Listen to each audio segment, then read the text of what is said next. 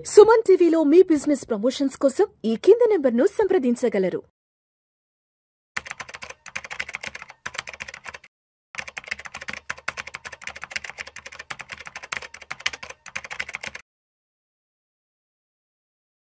Sir Ramachandramurthy గారు నమస్తే sir. నమస్తే విష్ణు గారు. సార్ ఒక్కసారి బంగారం వెండి ధరలు ఎలా ఉన్నాయి, ఎలా ఉండబోతున్నాయి అనేది కొంచెం కూలంకషంగా మాట్లాడుకుందాం. ఎందుకంటే డాలర్ స్ట్రెంథన్ అయిపోయింది, రూపీ వీక్ అని మాట్లాడుకుంటున్నాం. మరోవైపు స్టాక్ మార్కెట్లు కూడా అంటే ఆల్ టైమ్ హైలో ఉన్నాయి, బట్ ఎందుకో తెలియదు కానీ ఒక రకమైన అనిశ్చితి మార్కెట్లో ఉంది. అంటే ఎక్కడి నుంచో మార్కెట్లు కొంత ఫియర్ని ఎదుర్కొంటున్నాయి. అదేవిధంగా ఎఫ్ఐలు కూడా ప్రతిరోజు కనీసం ఒక 500-600 కోట్లు అమ్ముకొని వెళ్ళిపోతున్నారు. అంటే చాలా రకాల నెగిటివ్ న్యూస్ మార్కెట్ చుట్టుముడుతున్నాయి. కాబట్టి ఈ టైంలో అసలు ఏంటి, అసలు బంగారం వెండి ధరల పరిస్థితి ఏంటి అసలు? ఇవాళ యాక్చువల్గా ఏంటంటే ఇండియన్ మార్కెట్గా ఇవాళ ఒకటి రాలేదు. యాక్చువల్గా ఈ సంవత్సరం నుంచి కూడా ఒక రకమైన అన్సర్టనిటీ వచ్చింది. సో ఎప్పుడైతే ట్రంప్ గారు పీఠం ఎక్కారో అప్పటి నుంచే ఇండియా మీద ఫుల్ టార్గెట్ పెట్టారు. సో చాలా వరకు తట్టుకుంటూ వచ్చాం, కానీ ఇక లాస్ట్లో బాగా ఇప్పుడు అవుట్ బర్స్ట్ అయిపోయే పరిస్థితి వచ్చింది. ఎందుకంటే అక్కడ నెగోషియేషన్స్ వర్కౌట్ అవ్వట్లేదు. సో ఇక్కడేమో రష్యా, అంతకు ముందు వరకు మనం ఏంటంటే ఈ యుఎస్కి యుఎస్ఎస్ఆర్ ఇద్దరికి కూడా ఈక్వల్గా బైపోలర్గా మెయింటైన్ చేసాం. ఇప్పుడు ఏమైందంటే వన్ సైడ్ అవుతున్నాము అనేది ఇంటర్నేషనల్గా తెలిసిపోతుంది. సో యుఎస్ యాంటీ అవుతున్నారు అనే విషయం అక్కడ జరుగుతుంది. వాళ్ళ ఇప్పుడు మనకి మేజర్గా ఏంటంటే టెక్నాలజీ కానీ ఐటీ కానీ అంతా కూడా ఎంత కాదనుకున్నా అమెరికాతో డిపెండ్ అయ్యి ఉన్నాం మనం.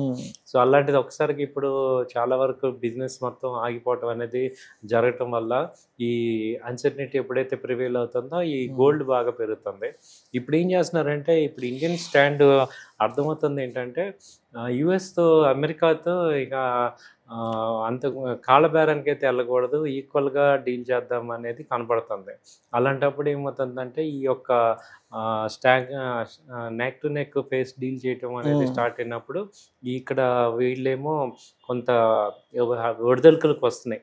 అంటే ఇంతకుముందు ఎప్పుడు ఇలా లేదు. అంతకుముందు ఏదైనా చిన్న అమెరికాతో గొడవ వస్తే అమ్మటి మన వాళ్ళు వెళ్ళిపోయి వాళ్ళని ప్యాసిఫై చేసేసి ఏదో రాజీ చేసుకుని వచ్చేవాళ్ళు. ఇవాళ అసలు ఎక్కడ కూడా అవ్వట్లా. దాంతో ఏమవుతుందంటే గోల్డ్ ₹1,00,000 ఉన్న గోల్డ్ 1,30,000కి వెళ్ళిపోయింది. ఇంటర్నేషనల్గా కూడా 4,200, 250. అది వరకు మనం చాలా రీజన్లు చెప్పాము. ఏంటది, ఇజ్రాయెల్ వార్ ఉందన్నాము, లేకపోతే షట్ డౌన్ అన్నాము, మార్కెట్స్ ఈక్విటీ మార్కెట్ డౌన్ అయినా అన్నా. ఇవన్నీ ఇప్పుడు ఇవి లేవు. ఇంటర్నేషనల్గా పెద్ద అన్సర్టనిటీ లేదు. ఉక్రెయిన్ రష్యా వార్ తప్ప ఇంటర్నేషనల్గా పెద్ద ఇబ్బంది పడేది ఏం లేదు. బట్ అయినా గోల్డ్ ఆగట్లా. గోల్డ్ మనం లాస్ట్ 3-4 మంత్స్ చూస్తే యాక్చువల్గా అంతకుముందు క్యాల్కులేషన్స్ ప్రకారం ఏంటి, ఈక్విటీ పెరిగితే గోల్డ్ తగ్గాలి. ఇప్పుడు అలా లేదు. గోల్డ్ పెరుగుతుంది, ఆల్ టైమ్ హై అయింది, ఈక్విటీ ఆల్ టైమ్ హై అయింది. సో ఇప్పుడు ఏంటంటే 2025 సినారియో ఏం జరుగుతుందంటే ఇప్పుడు గోల్డ్ పెరుగుతుంది, ఈక్విటీ పెరుగుతుంది అంటే ఏంటి, రీటైల్ క్లయింట్ కాకుండా వేరే వాళ్ళు బై చేస్తున్నారు. ఎవరు వాళ్ళు అంటే బ్యాంక్స్. సో ఆర్బీఐ బై చేస్తుంది, చైనా బై చేస్తుంది, రష్యా బై చేస్తుంది. బ్రిక్ కంట్రీస్ పర్టికులర్గా యుఎస్ టార్గెట్ చేసింది బ్రిక్ కంట్రీస్ని. Brazil, China, Russia, America, India. వాళ్ళకి కంపల్సరీ వీళ్ళు యుఎస్ డాలర్ని బిలీవ్ చేయట్లేదు. ఎందుకంటే యుఎస్ డాలర్ని సీజ్ చేస్తున్నారు. ఇప్పుడు ఎక్కడైనా వేరే చోట రష్యాలో చాలా అకౌంట్స్ సీజ్ అయిపోయినాయి. కాబట్టి డాలర్లో ట్రాన్సాక్షన్స్ ఈ కంట్రీస్ ఏవి కూడా ఫేవర్ అవ్వట్లేదు.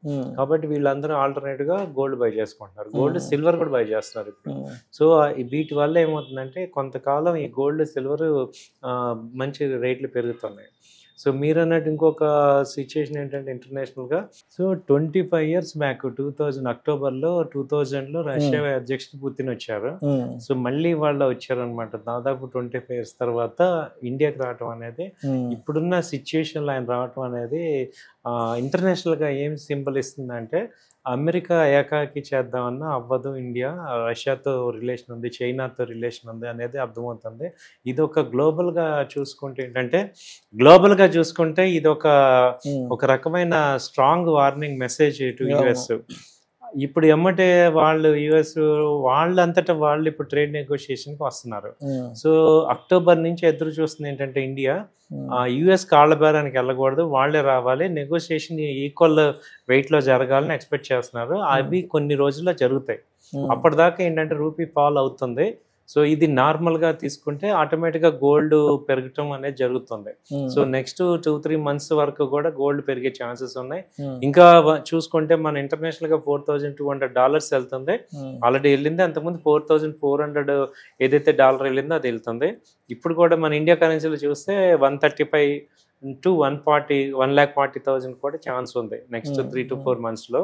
కాబట్టి గోల్డ్ కొనాలనే వాళ్ళందరికీ ఇప్పుడు ఇది ఒక షాకింగ్ న్యూస్. యాక్చువల్గా లాస్ట్ 6 months బ్యాక్ 70,000 ఉన్నది ఇప్పుడు 130,000 అవ్వటం అనేది. సో ఏం చేయాలి ఇప్పుడు మనం? సో ఇప్పుడు మనం ఏం చేయాలి? గోల్డ్ కొనాలా వద్దా, అసలు ఏం చేయాలి ఇలాంటి సిచ్యువేషన్ అంటే? మేము కూడా ఏమవుతున్నాం అంటే లాస్ట్ 1,15,000 నుంచి బై చేయమని చెప్పాము. ఇప్పుడు 1,30,000 వచ్చిన హై లెవెల్లో మేము చెప్పేది ఏంటంటే కాషియస్గా ఉండండి, హై రేట్స్కి వెళ్ళాయి. సో అవసరమైతేనే గోల్డ్లో కొంత ఇన్వెస్ట్ అయితే చేయాలి. అయితే ఇప్పుడు ఏం చెప్తున్నానంటే మళ్ళీ డౌన్ అయినా కొనేటట్టు మీరు చూసుకోండి. ఇప్పుడు కొన్న రేటు మేబీ తగ్గితే మళ్ళీ ఒక 6 నెలలు 1 year పడుతుంది, అయినా కానీ హోల్డ్ చేసేటట్టు. అంటే గోల్డ్ బీచ్లో కానీ డిజిటల్ గోల్డ్లో కానీ సో ఫ్రీ అమౌంట్ పెట్టుకోండి. సో ట్రేడింగ్ లాగా ఇప్పుడు చేయకూడదు. ఇది గోల్డ్ ఇప్పుడు ట్రేడింగ్ చేసేది కాదు. సో ఇన్వెస్ట్మెంట్ ఓరియంటెడ్గా ఏమైనా చేస్తానంటే ఒక 20% 30% వాళ్ళు ఇన్వెస్ట్మెంట్ చేసుకోవచ్చు. సో మరి సిల్వర్ పరిస్థితి ఏంటి? ఆల్మోస్ట్ 1,85,000 వెళ్ళిపోయింది కదా, మరి సిల్వర్ని ఎలా చూడాలంటే ఈ టైంలో? సిల్వర్ని సార్ మనం చూసే విధానం కన్నా మన ఇండియన్స్ ఎలా చూస్తున్నారంటే ఉన్న సిల్వర్ అమ్మేసుకుంటారు, ఇప్పుడు క్యాష్ చేసుకోవడానికి.